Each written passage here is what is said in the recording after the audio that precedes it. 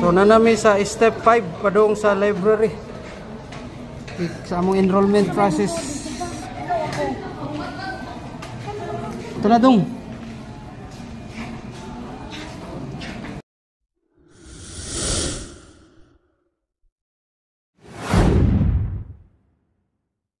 Enrollment flow of BSMT course.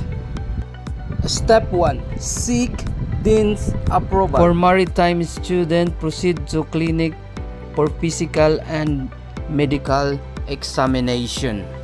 So as you can see guys, taas kayo ang pila sa cashier department. Kay nag-abot ang mubayad sa insurance, katong mubayad sa cashless, ug ang uban sa ilahang enrollment fee, bayad sa ilang pag summer class, and payment for entrance examination and etc.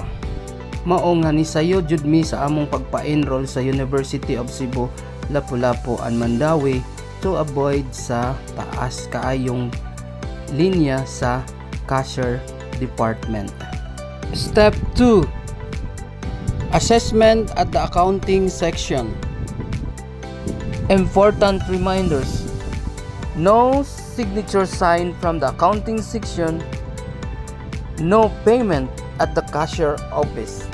Step 3. Payment at the cashier office.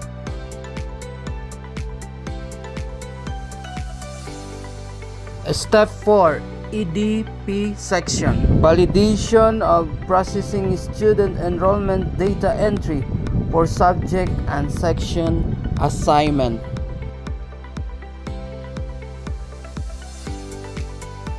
Step 5. Library.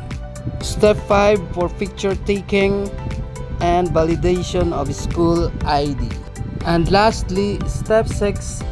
Records. Acknowledgement of the submission enrollment documentary requirements.